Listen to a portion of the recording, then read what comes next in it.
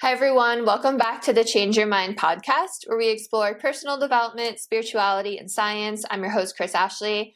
I'm really excited for my guest today. He is a certified nutritionist, but he has changed the medical field. So I'm really excited to just learn a lot from him today. First, couple quick announcements. Head over to the links in the show notes. You're going to find a lot there. You'll find ways to connect with my amazing guest. You'll find ways to connect with me. You'll find links to my book. You'll find ways to sponsor the podcast. You'll find links to my other 2 television shows that are a little bit more on the metaphysical side. So if you're more into the woo-woo side, definitely check those out. And as always, this podcast is part of the Los Angeles Tribune Podcast Network. We are doing massive things in personal development. We have live events every month, in person and virtual, with incredible headliners. So come be a part of what we're doing. It's really exciting. What if the one thing keeping you stuck is the way you think? Welcome to Change Your Mind with Kris Ashley, the podcast where science meets spirituality and mindset becomes your most powerful tool for transformation. I'm Kris Ashley, author of Change Your Mind to Change Your Reality, trainer, speaker, and lifelong seeker. For years, I battled trauma, depression, anger, chronic illness, low self-worth, and the weight of old stories. Until I discovered how to rewire my mind, reconnect with my divine nature, and consciously create a new reality from the inside out. This show is here to help you do the same. Each week, we explore the intersection of personal development, spirituality, and science, diving into topics like healing, emotional mastery, entrepreneurship, resilience, and the quantum nature of reality. You'll hear powerful stories, gain practical tools, and real conversations that will help you change your perspective, get unshakable confidence, and live the vision your soul has always known is possible. Whether you're navigating a major life shift, building your dream business, or seeking deep healing and alignment, you're in the right place. So if you're ready to break through, take back your power, and create a life on your terms, this is your moment. Let's break free from the patterns that hold us back, awaken to who we truly are, and rise. Your transformation starts now.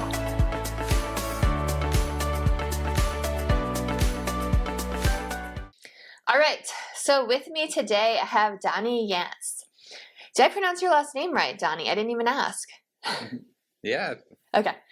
All right. So Donnie is a clinical master herbalist and certified nutritionist, internationally renowned for his pioneering work in botanical and nutritional medicine, particularly in the field of integrative cancer.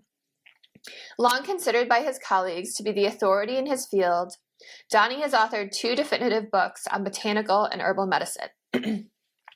Donnie is the creator of the Mederi core model, a highly advanced, intuitive, unitive approach combining cutting-edge scientific research with ancient healing traditions, and the president and founder of the Mederi Center, a not-for-profit organization dedicated to personalized patient care, professional education, and clinical research in holistic medicine and integrative oncology. He's also the president and formulator of Natura Health Products, a line of advanced botanical and nutritional products for healthcare practitioners. So you've got a lot going on. You're very impressive. Welcome, Donnie. I'm so glad you're here. Thank you, Kris. Great to be with you. And I'm also a musician, first and foremost, I like to say. I have 2 albums out of all my own music. One's called Heaven Awaits, one is Cosmic Force, and I have a third called The Pilgrim. And I'm a bass player, so I've been playing music my whole life, a little bit more jazz influence, but I also take a lot of musical concepts and musical terminology and apply it to medicine. And I'm also a third order Franciscan. I spent 3 years in a Franciscan monastery. So I also blend in a lot of theological concepts. And then I always preface the Mederi model. We always hear terms like mind, body, spirit medicine. That's a common term. In Mederi, which is a unitive model, not an integrative model, but a unitive model, I always say spirit, mind, body. Cool. Wow. That's really amazing. I'm not surprised that you're a musician too, because isn't music like the language of the universe. Like it's all connected. Like if you can understand music, you can understand math and science, really, right? It's like all. Absolutely. I mean, just think of the heart. The heart is going like a beat. Everything in the universe is musical, and everything is vibration. And I often, you know, not to side turn us in any way, but I often think if I was the creator of the divine energy of everything, and I just let humans just be and see what happens with this great experiment we call life, I would maybe say that creating some of the most beautiful works of music might be the most impressive thing that humans have done. And because I think music sits somewhere in that the ethers of between heaven and earth. It's not just about what we are as earthly human beings, but there's something more elevating than that, and maybe the arts in general. But music is even a little bit different, because music is something you most often do together with other people. Music is often, if it's improvisational, it is spontaneous. And if it's not recorded, it's just, where does it go? I like that. And it made me think of a lot of people who have had NDEs have reported hearing music, Mm-hmm. right? Like almost like choirs singing, and like the most beautiful music they've ever heard. So yeah, I like that. Yeah, I've experienced that myself, so for sure. Did you have an NDE? Mm-hmm. You Yeah. did. Tell me about your NDE. Probably was maybe, I'm gonna say, I don't know if it's 10 years now, maybe 11 years, something like that. And it happened on Good Friday. And that's when it started. And I don't know, I never been ill a day in my life. I've never been ill since. I've never missed a day of work. And something happened, and I was bedridden. And I still to this day don't completely understand it, but I was in tremendous pain, couldn't sleep and couldn't eat. And I eventually left my body. And in doing so, I saw a great many things. I actually went into this other dimension through the eye of an elephant. Wow. And I experienced what it would be like to both experience the utmost suffering, but the utmost love at the same time. And I learned a lot of things in that time, things that I think I went on to write about, things like that I thought at that time, 10 or 11 years ago, we never even heard the term AI quite yet, but there was technology. And so I started to think that technology, or what we might say AI, is really the Antichrist. I started to think that bread was the most important food for people to eat, and everyone is always degrading grains and bread, and it's such a humble and beautiful food, and every culture has embraced it, and every religion has embraced it, and many other things. I work really hard, and I came to, at that time, think that I need to go a little bit back more to my monastic state of being, which I did, and I've kind of manifested myself full circle, because and then you mentioned, or before we were recording, you mentioned one of your friends that is now an aromatherapist. And one of the things I was called to do was help people more in transition, because we have terrible terms like end of life we use. And to me, it's like, why can't we embrace what we don't know and call it a mystery? Why do we have to say the end of life? I'm not saying nobody knows what really happens, but we don't have to assume that that's an end. So I don't really like terminology like that. And I feel like we're doing a great disservice to people when they're in transition, and we're not experiencing that with them. And so one of the things that came out of that time was I developed an oil of anointment that's most intended to help people in transition, with some very ancient essential oils that have been used for thousands of years. Sacred frankincense from Somalia, the frankincense that all of the incense in the Catholic and Orthodox churches are made from, Myrrh is in there, spikenard is in there, nutmeg, rose, lavender. So I concocted this St. John's wort oil. And so I use that for healing. I have prayers that I wrote that go with it. And you had mentioned that you also do a metaphysical podcast. And, you know, I see everything in paradoxes. And so physical and metaphysical need to be working in harmony. They shouldn't be separate from each other. Just like in Chinese medicine, there's yin, there's yang, there's wisdom, there's knowledge, there's inward, there's outward, there's daytime, there's nighttime, there's the being self, there's the doing self, there's the subjective self, and there's the objective self. And we need to create harmony with all of those and then see things in a unified one. So that's concepts of life, but it's also concepts of medicine. And the paradox, so if you were to look at health through the lens of a spiritual lens, it has nothing to do with yourself. Health is about doing for others. You know, I lived in a Franciscan monastery. I'm an Eastern Rite Third Order Franciscan. My idols are all martyrs and saints. They didn't care about their own personal health. They did for others. And so, but when we think of health in the world we live in, we think of all this self-care. Mm-hmm. You know, which is really a selfish thing. And so the word wellness starts with the letters W-E, we. The word illness starts with the letter I.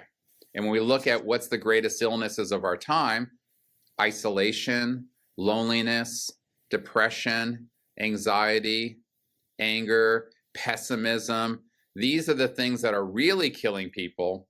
There's other things too contributing, but those are the main diseases of our time.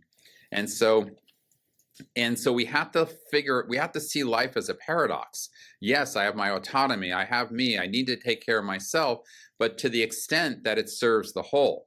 So we don't want to we don't want to, everything's finding that balance and that harmony. Like we don't want to be too masculine, too rigid. We don't want to be too feminine. We want to see how we can see all of these things and figure out where we're off a little bit and how do we bring ourselves back into that harmony. And life is a pilgrimage. It's not like you're ever going to get there. You strive for perfection, but you're never going to be perfect. So it's another interesting concept that you've got to let go of perfection, but you still want to be striving for it at the same time.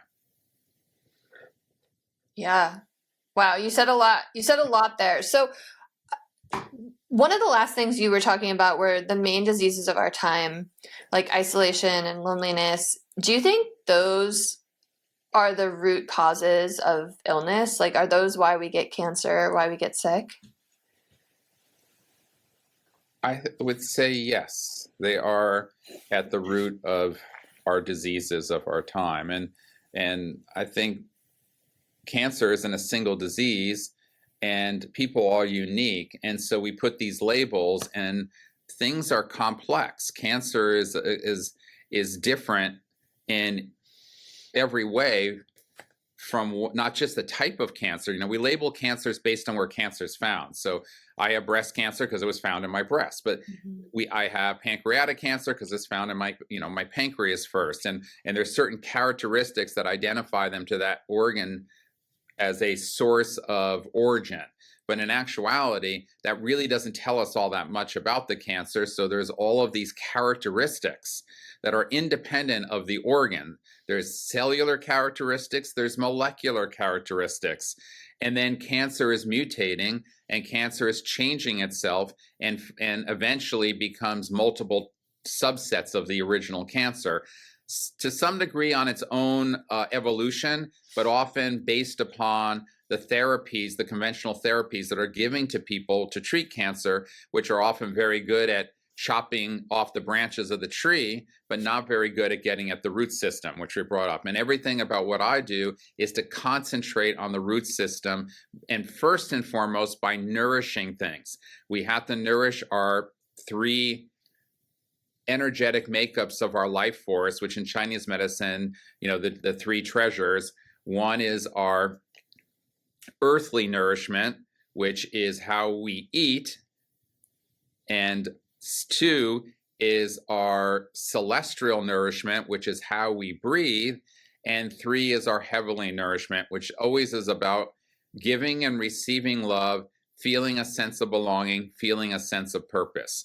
We as human beings have to have that as part of the totality of what it means to be human, not just in the spiritual realm. So it's no longer about, oh, this is what I think spiritually, this is what I think here. You have to begin to see the whole. And we are tearing what it means to be human apart. So if someone has depression or someone has any kind of quote unquote psychological disorders, they need to go to a specialist. If they have this disorder, if they have a gut disorder, they're going to a gastrointestinal specialist. Well, we know the gut's an enteric brain, and there's conversations that are going on between our gut and our brain. Nobody's seeing that relationship and figuring out how do we, again, bring harmony and build robustness in our bodies. So the best kind of medicine, root system medicine, only is doing 2 things: making us more robust and making us more efficient, and getting ourselves to auto-regulate better. And seeing it from all these perspectives. And like for me, it's like you can't, if someone has cancer and they're not sleeping well or they have depression, I can't ignore that. I can't say I'm here to, work on your cancer and not work on that. And yet that's the way our medicine model is set up right now. I don't care about anything other than your cancer, Dr. 1, Dr. 2. I'm a cardiologist. I'm just going to look at a couple of parameters that have to do with your heart. I'm a neurologist. I'm going to look at some things there. I'm a urologist. I'm, a psychologist. And then you go on to things like, oh, you're beyond that. You need to go see your priest, rabbi, or your spiritual leader. And yet nobody is holding the person as a whole. Right. And so the paradigm that I've created, Mederi care, is based on hermeneutics, which is seeing the whole and seeing the parts, seeing how the parts relate to the whole, how the whole relates to the parts. And so we use telescopes, we use microscopes. And again, we're focusing on root system medicine, nourishing medicine to build upon, and then we build a puzzle together and do other things that are more topical, but we always look to see what are we doing at that very rudimental level and what we're standing on. We're building, you see a tree that a storm comes and one tree may look the same as the other, one falls down, the other doesn't, because they had a stronger root system. So I tell all of my patients that that's the most important thing. I don't care what disease you have. We need to optimize your health from all of those perspectives: your spiritual health, your physical health, your emotional health, all of these things, and look at everything and start to figure out how we can put pieces together on all fronts to get you as healthy as possible. Because the healthier you are, the better off you're going to be no matter what. Then we'll analyze your microenvironment. Then we'll analyze your disease. So analyzing the disease comes third. We don't ignore that because, again, we want to look at things from every vantage point. We do want to know about your cancer. We do want to know what characteristics it has. We want to know about it molecularly, cellularly. We want to know about your health at that organ system level, at that cellular level. But we always are serving back to the whole, and we're building a model upon wisdom first and foremost, which is ancient and traditional and connected to phronesis, which is practical wisdom that is coming from the heart center. Coming from the right side brain to the heart center is the intuitive mind, and that the rational mind, which is knowledge and science, which is more ego-driven, has to serve the divine connection to wisdom. And wisdom is, the owl represents wisdom. The feminine represents wisdom. So in actuality, knowledge is ego, more masculine based. And so that should be serving the wisdom based. And then you bring in common sense logic, you bring in prayer and love, because medicine today is based on fear. You have patients doing things. People live life out of fear, out of worrying. What if I don't do what this says? Doctors do what they're doing mostly because they're following very strict and narrow guidelines that tell them exactly what to do in every situation, and they can't really deviate from that. So And if they do think something might be better, but it's a deviation from the standard of care, now they're fearful of what that might mean for them. Because we have, all kinds. We have, what are my peers going to think? What is the institution that I work under going to think? What is, what if something goes wrong? I can get sued because I didn't follow the guidelines. And so we've set up a model that's all based in fear, when, again, in what I do, love is the greatest healer. You have to set up a model, and then you use your various toolboxes. Botanical herbal medicine is the heart of what I do. I love plants as medicine. I've been doing it for over 40 years, and I love them more and more every day. Then you have nutritional medicine, supplemental nutritional medicine. Then you have food as medicine. Then you have lifestyle as medicine.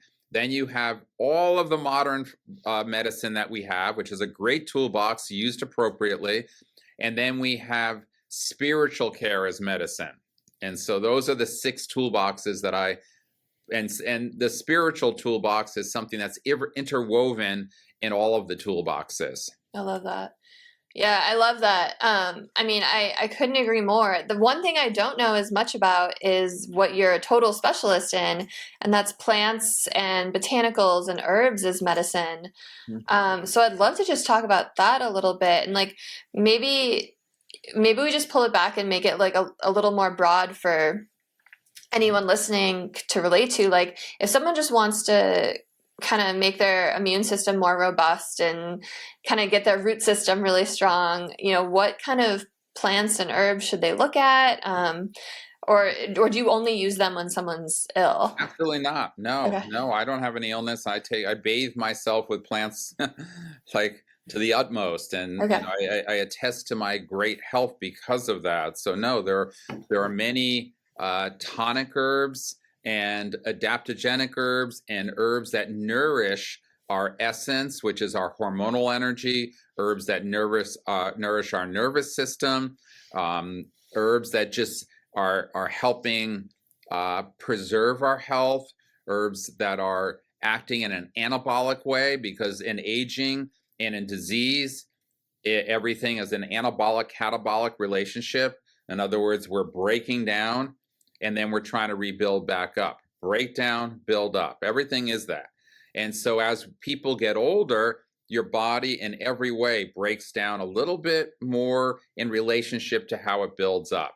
So there are many botanicals that accentuate the building up, the anabolic processes of the body. Botanicals can also help mitigate the effects of stress. And so I've written a lot. I just finished a new book that's basically The Healing Pharmacy, but pharmacy with an F. And it's a big book on food as medicine, a little bit more applicable to cancer and prostate cancer, but really my Bible on how to eat. I wrote a big book a few years back, Adaptogens and Medical Herbalism, which elite herbs and natural compounds for mastering stress and aging and chronic disease. And so that book is a great book for people to understand what plants and how to implement those plants into their life to optimize their health, because that's what I'm about, health optimization.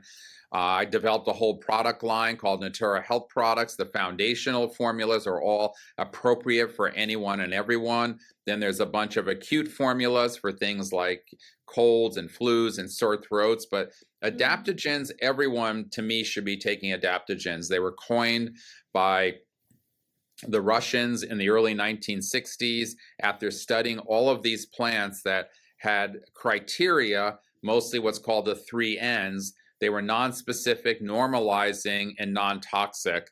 And that, for me, I added what's called the 4 Rs. They enhance response, so that when we're in any situation of increased stress, which everyone is, we have to respond to that stress. We don't function. So you brought up functional medicine, I think, before. I never liked that word functional, because I always see functional as relating to machines, and because humans are responsive, they're living entities, and everything is in flux and everything's communicating.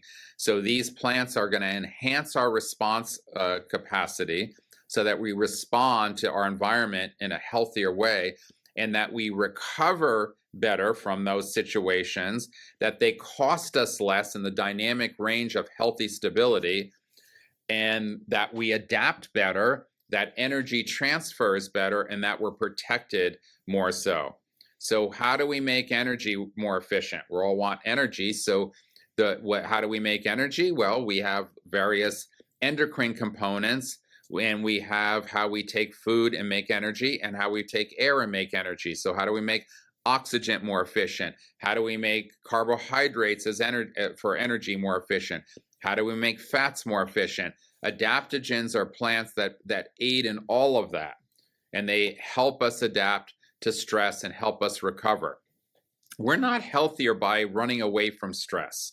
That doesn't make us healthy. We want to limit the amount of stress we're under to allow ourselves to adapt. If we push too far, we don't adapt, we break down somewhere, and we get disease, and we have shortened lifespan.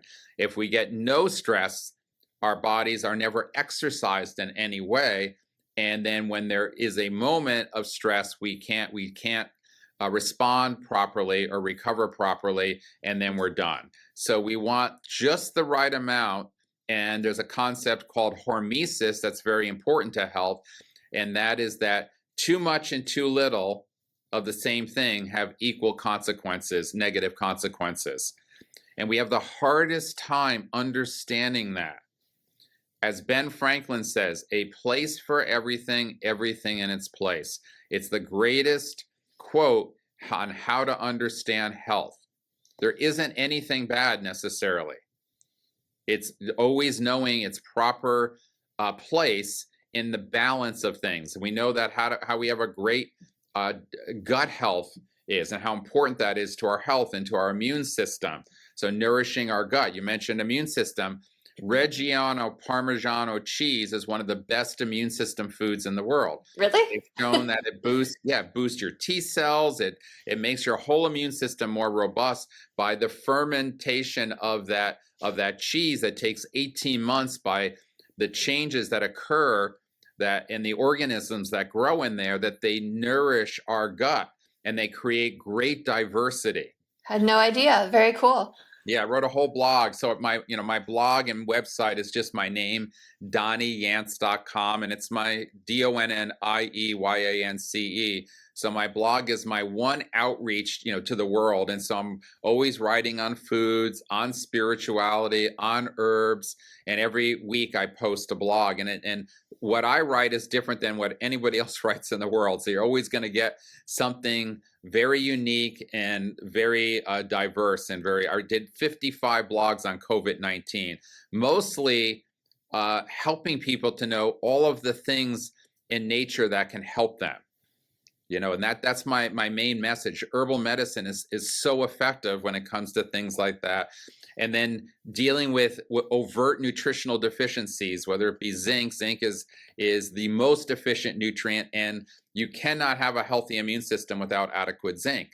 It's impossible. Zinc is involved in every branch of the immune system, and most people are subnormal, and the elderly are critically in the critical zone when it comes to zinc and vitamin D and other essential nutrients to all of the enzymatic pathways of the body and to the immune system. And so you've got to normalize those things. You've got to get people outside and get them in the sun, and you got to bathe them with herbal medicine. And then you can see really how healthy people are. Get their diet right, bring herbal medicine in, deal with nutritional deficiencies, help people develop a zeal for life in a healthy way, and be positive. It's really important. Like, I have a simple motto: live your life only to bring love and goodness to the world. You don't really have to worry about anything else. It doesn't matter.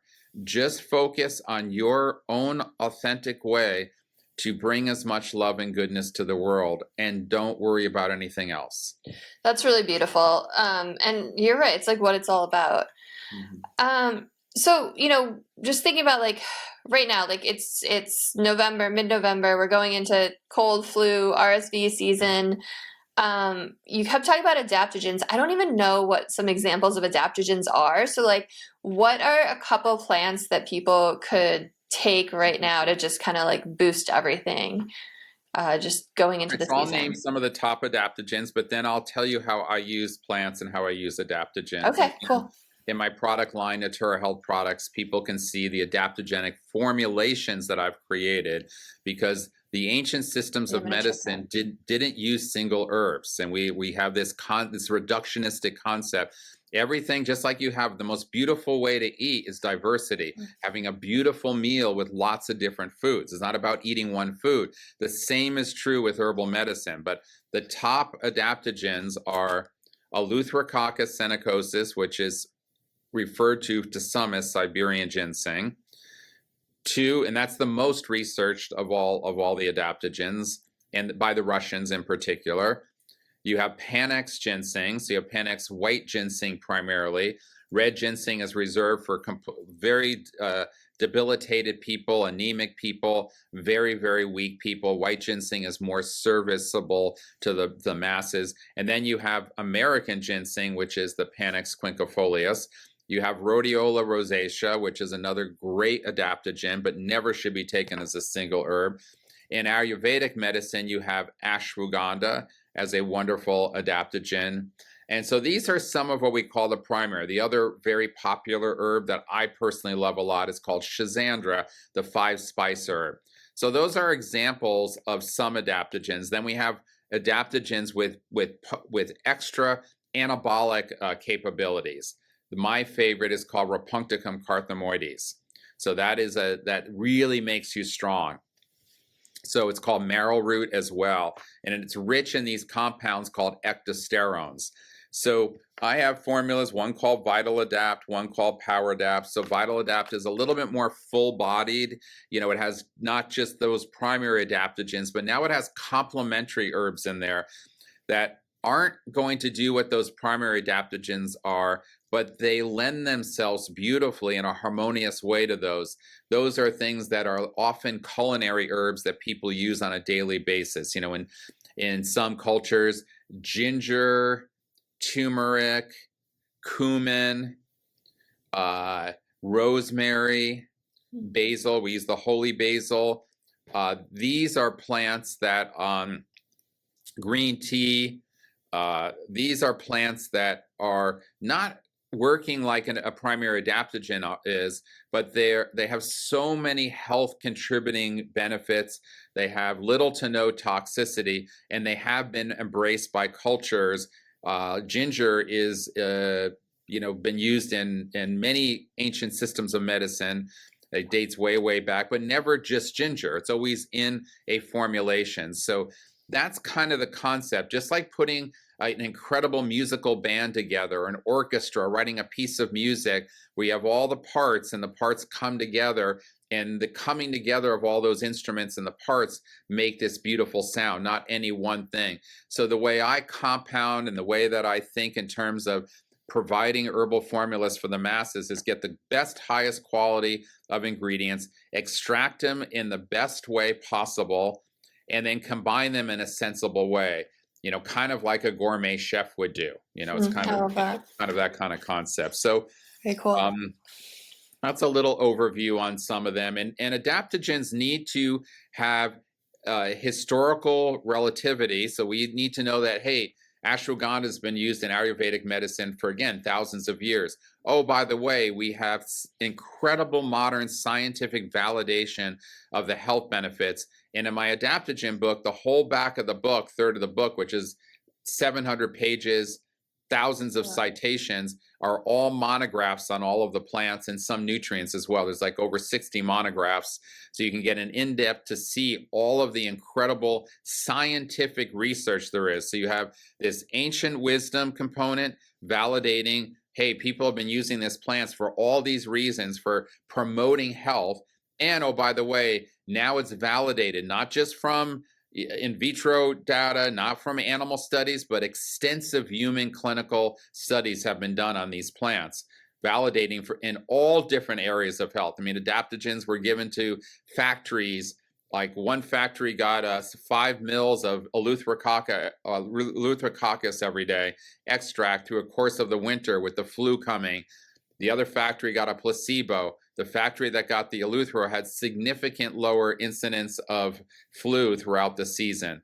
Pilots would take it, and they did better in their night flying, recovered. Cool. People, cosmonauts in Russia, I mean, everything. The athletes would take it, finding that the athletes have very poor immune systems, actually. You think athletes are healthy. Look at how healthy they are. Well, they're healthy to do what they're told to do, what they've trained their body. They're actually unhealthy in every other way. Yeah, that's interesting. And it makes sense. A lot of stress too, I would imagine. The athlete is telling the body, I want to be exceptionally good at this one thing.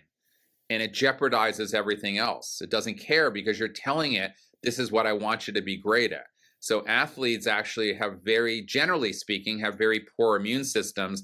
But when they take adaptogens, it mitigates that for them. And it helps them recover.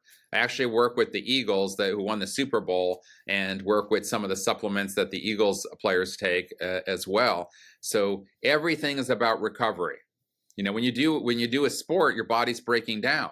It's not getting strong. You do the sport, the body's getting stressed, and it says, oh my gosh, I better make my muscles bigger. And so when it's recovering, it adapts again, and if you push it too hard, you get injured. If you don't push it at all, it doesn't get strong. So there's this constant, again, anabolic, catabolic. You got to sleep to get your muscles strong. There's certain, and these plants adaptogens help everything work a little bit better. And it's hard for us to think that way because we want everything in this heroic way. If I take this is what's going to happen. But we're losing that metaphysical aspect of everything. We have to understand that in nature, we can understand to a certain degree, and then we have to be able to let go and say, I understand this, and this, but this I can't understand. Yeah, it's just trusting. I appreciate that. So I want to go back to something you were talking about a while ago. You were talking about food, and you said bread is one of the most important foods. And part of me is like, I understand that. Like, you look at the Bible, like everyone's eating bread, and back in the day, it was so nutrient dense. But I feel like so much of our bread today has lost that. Like, when I eat bread in the States, I break out in like eczema rashes, but I can eat it in Europe because of like the different wheat, I guess. But yeah, I'd love for you to just like talk about that a minute, because that just kind of blew my mind when you said that. Yeah, so you have to think in terms of anything practically. It's not just bread. Anything in the commercial world we live in is pretty much destroyed in garbage, and that includes grains and bread. So, but you're absolutely right. You can make bread from heirloom grains that are not GMO, that are organic or even wild. You can grind them into a flour fresh, which I do. I have my own grinder. Nice. So you bring the particle size of that grain right down to a powder. So you're making the molecules very tiny, very easy for your gut to digest. Then you're fermenting it, hopefully with an an old sourdough starter, which takes days to actually make really good bread with that. Yeah. And it's fermenting. They're living together. So real bread is a living food. It's alive. It's got, cultures in it, and you're kneading it with your hands. And so it's not a food you can pull from the ground and just eat. We have to actually work it to make it what it is. And so you mentioned, yes, the Bible.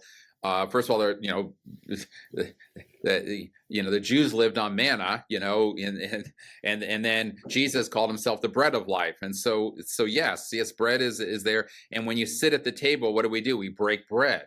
And you can go, every culture has learned, and when you're sick, what do you want? Soup and bread. And it's like, so, but yes, we've adulterated that. We've poisoned what could be a great food and destroyed it. Bleach the flour. We take all the nutrients out of the grain, which are loaded with incredible nutrients. I mean, whole grains, even wheat. Wheat is the richest source of an anti-aging compound called spermidine. There's no food close to wheat in that compound. It's rich into copperols, gamma arosanols, ferulic acid, tocotrienols. I mean, the list is endless of how much nutrition there is in wheat. but we've stripped it of all the nutrition. We grow our grains, GMO now, and we bleach it, and then we add synthetic nutrients back in to top it off that we can't even utilize for our body. There's synthetic isolates, and so we're Like doing folic acid. It's so bad. yeah, they have to throw that back in because they take it out when they take the good stuff out. So we're destroying the food. We can't blame the food. And again, if you're an environmentalist, there's no better food to be eating than grains on the environment. Potatoes and grains are the best food to eat because they have the least impact on our environment.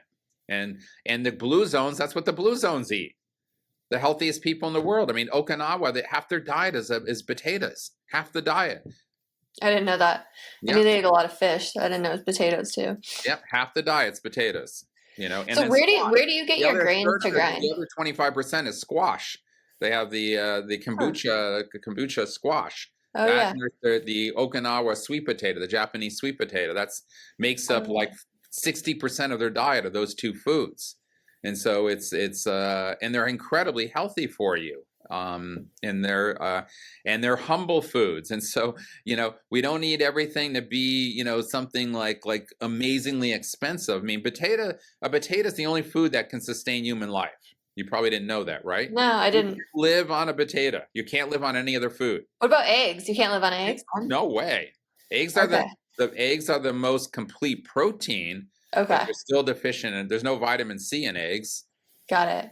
But there is in potatoes. Yep, but eggs have a lot of interesting nutrients. Eggs, of course, have sulfur, iron, carotenoids, sphingolipids, phospholipids, a host of B vitamins. So, eggs are good food, but they're not like a potato. There's no fiber in eggs. There's no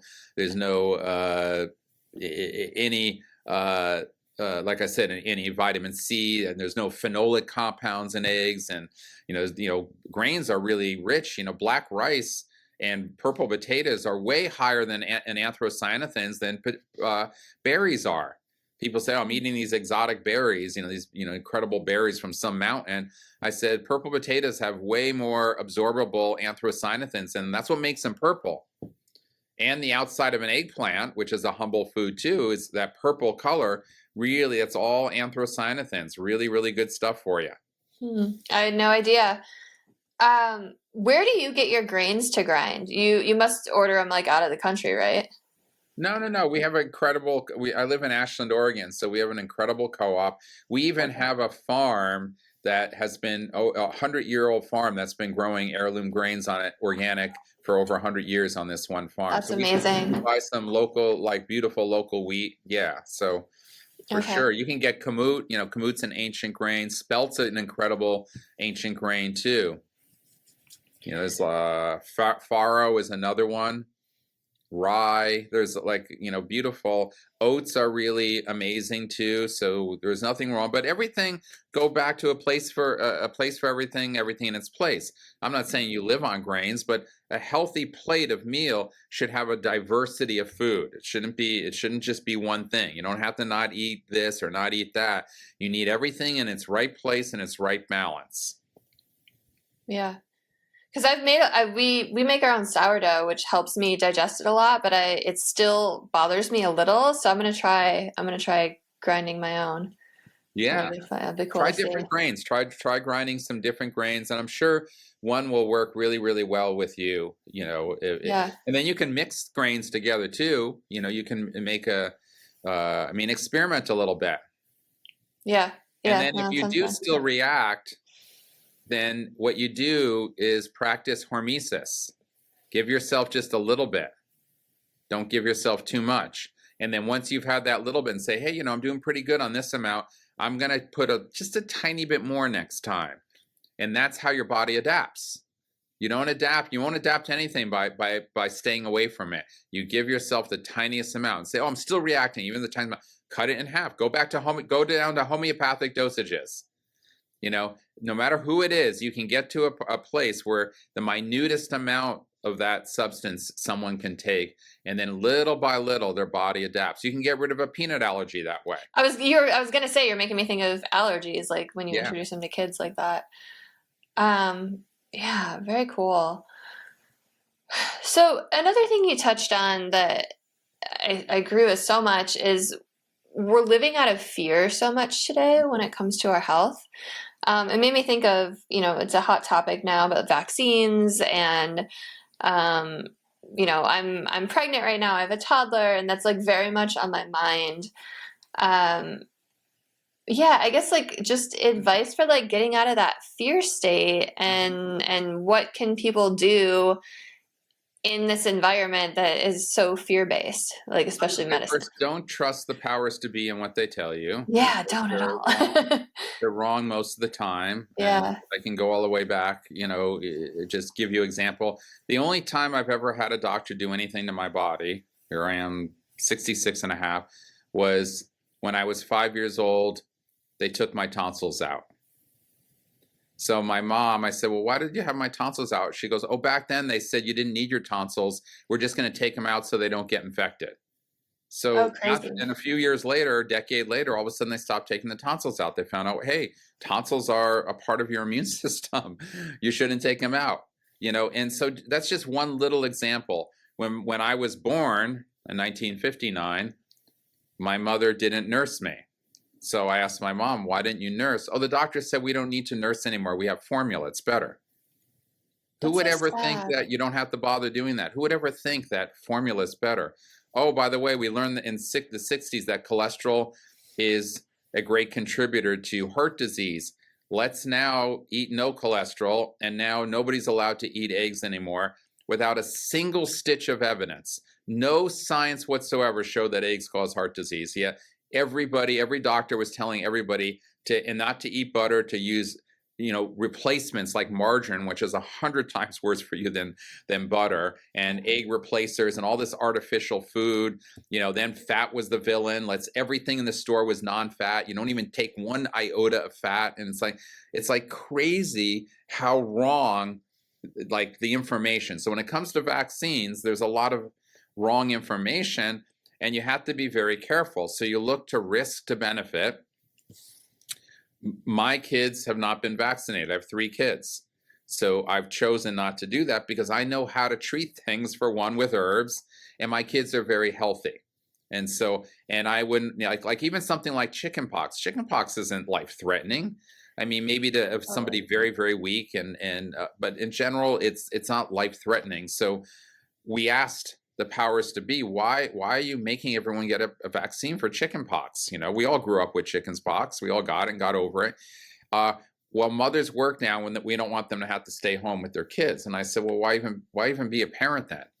I mean, I did not have a very nurturing mother, but my greatest childhood memories was remembering when I was sick a couple times and I stayed home from school, and my mom actually gave me a little more TLC than she normally did. And I just remember those moments, taking care of me when I was sick. So I said, we're just, but I'm, maybe if I wasn't a good herbalist, I have so much experience working with herbs and getting people well. I have so much faith in what I do that for me, that I'm not worried if my children get something, because I want them to build their own immunity. Because when you take a vaccine, and again, there's risk on certain things. If something was life-threatening in our area that I think that, oh my gosh, I'm not sure I know how to treat this, and I believe the vaccine to be somewhat safe, I would definitely do it. I'm not an anti-vaccine, but there's a cost to everything. You're tricking the body when you do a vaccine. You're bypassing the way the immune system works. And so when a kid is said they need 72 vaccines before the age of 3, they're never going to get trained in their immune system. And now they're going to be weaker to lots of other things that they're not vaccinated against, because we have to train our immune system like anything else. So you have different branches of the immune system. You have cell-mediated immune response, you have an adaptive response, and you have a humoral response. Cell-mediated is when you get sick and get these infections, you get a fever. The flu, you get achy. That's the production of interferons and interleukins. It's very chaotic. The immune system says, oh my gosh, something's wrong. Alarms go off, and it's very inflammatory, very hot. But the body then figures out how to get to the adaptive immune system. And that's where it buffers some of that heat And now it's building other aspects to go and both eradicate the pathogen directly through certain cells like T cells and natural killer cells, and at the same time knocks on the door of that humoral immune system and says, hey guys, wake up. Can you help me out here and make me a memory B cell that then can extinguish this specific pathogen? And so there's this whole way, orchestrated way the immune system works. When you do a vaccine, you're basically you're tricking the immune system. Say, no, you don't need to have all that cell-mediated immune system. You don't need the adaptive immune system. We're just going to make humoral antibodies, basically. That's what we want to do, just get antibodies. And so even even when you choose to do a vaccine, the whole constitution, the energetic constitution, immunologically has gotten weaker from doing it. So you have to, again, look in your own way, is the risk greater than the reward? Is this life-threatening? And those are just things to think about. And do we have other ways to deal with these things? Are our children well-nourished? Are they deficient in things? Because that's when, things are worse for people. Do we have any tools? We know if they get this, I know what to do. Like I have formulas, I have flu away, I have throat and gland spray, lung and bronchial, S-Clear. I know how to do mustard poultices, baths with mustard seed in them, and essential oils. I have an aromatic rub that's kind of like a natural Vicks rub, and all of those old ways. Hot and sour soup I give. I have teas that I give. So you have to know these things and to help the immune system. If you don't, then maybe having a vaccine is the right thing to do. I don't ever want to tell anyone what to do. But like I said, I did 55 blogs on COVID. Everything is incredibly referenced. And I think that people weren't being told the good news of lots of natural medicine that can really help them. Even just getting outdoors. We were told to stay inside. Sunlight and fresh air is the best thing for you. Stagnant indoor air is the worst thing for you. It's like, it's like common sense, tells you that. Yeah, well, I mean, you were saying like maybe if you don't know how to do all these things, but like thank God for people like you that do know how to do those things and make these formulas and sell them, so people who don't know what to do can still access that information. And there's a lot of bias around herbal medicine in particular. I mean, they're so afraid. Conventional medicine is so afraid, and they make huge assumptions about we don't know enough about this, we don't know that. It's just a bunch of hogwash, the stuff they say. Or what about herb-drug interaction? That's also mostly hogwash as well. And at the same time, patients are taking numerous drugs that are known to be interactive, and they're not even paying attention to it. They're not even paying attention, but they make assessments based on theoretical, garbage, really. You say, oh, this drug's metabolized through the 3A4 pathway of the liver, and then, oh, this herb has a constituent in vitro shown to upregulate that pathway. Therefore, there's an interaction. And that's not truthful at all. They haven't studied it in what's called through phytodynamic research. They haven't studied pharmacokinetics either. So it's just people are just being told things, and it's not accurate. And so, well, I think it boils down to money, right? Like they are making a lot of money off their pills, and they can't make a lot of money off of herbs. Money is the way to go. The money train, everything. Yeah. Vaccines are incredibly profitable. They cost nothing to make, and they are enormously profitable. And anything. I mean, I think a lot of drugs, like again, I work in oncology, so I see. I have such a hard time, particularly working with older people, given very strong medicine for their cancer at dosages that are that they can't tolerate. It's way too toxic for them. But the doctors, even when the drug is a good drug, and research has shown that it's highly effective at a much lower dosage. They don't want to change the dosage because there's much less money. You go to half dosage on a drug, now half the amount of money is being made on that drug. And then they don't like to validate the lower potency. So I'm in general kind of a fan of sort of metronomic drug therapies, which is, you give people do everything else right. You get their diet right, you get their herbs right, you get their nutrition right, you get their lifestyle right. Now, when you enter in the heroic medicine, or the glamorous medicine, different appropriate drug therapies, they don't have to carry the whole load, but they do have to do something. So I have patients say, "Oh, I don't want to take anything conventional." I said, that's not in the best interest of you, which my only concern is how to help you live better and longer. That's not in your best interest. There's value in you doing this, but maybe in a little different way. And I appreciate that's your outlook. Mm-hmm. Yeah. Because I think a lot of people could be like, well, no, my way is the only way. But I like that you're like, no, like, let me help you get everything set up so you don't need this heavy load. And then maybe it can help you. Yeah. That's why I have that triage of the host factors, how to make a person, like I tell all my patients, wherever your health's at, I'm going to turn you into a Superman or Superwoman. I said, in spite of the fact you have cancer, you are going to be the strongest, healthiest specimen you could ever be.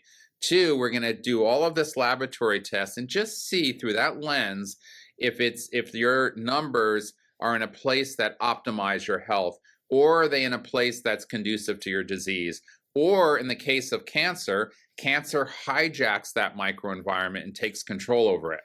And then we're gonna change all of those parameters, whether it be things of the rheology, where blood coagulation pathways are upregulated, or inflammatory aspects or nutritional components.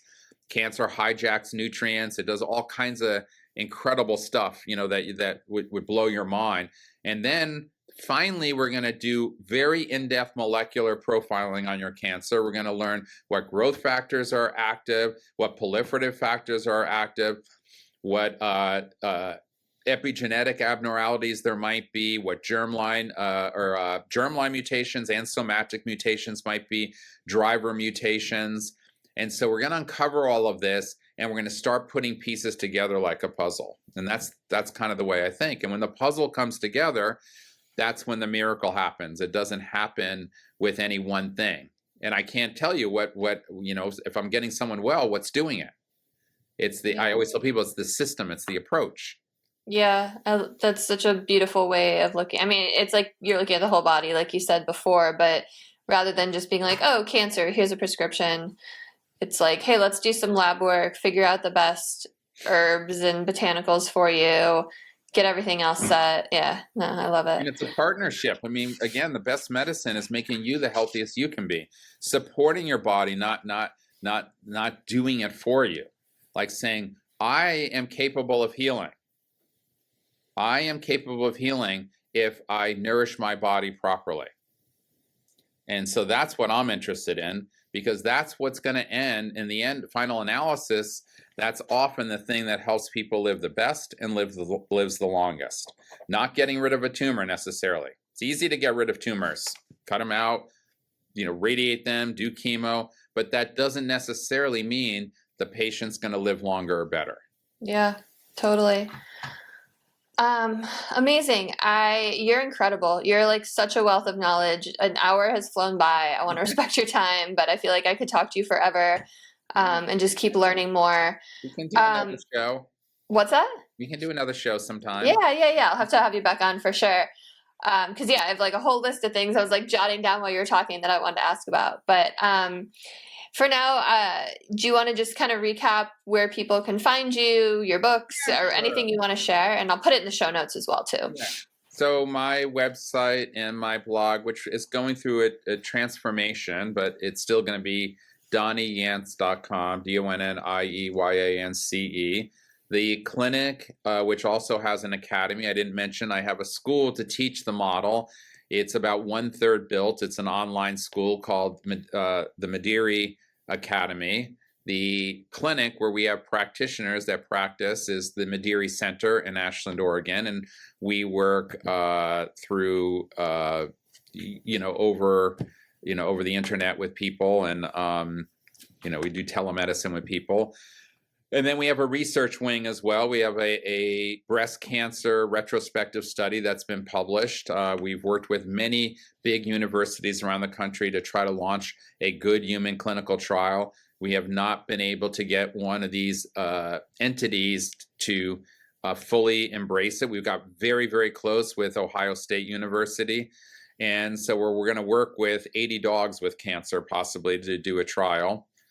And then I have a product line called Natura Health Products, which is all my formulations, botanical nutritional formulations, all based on my wisdom, my knowledge, and my in-depth research into the best of the best.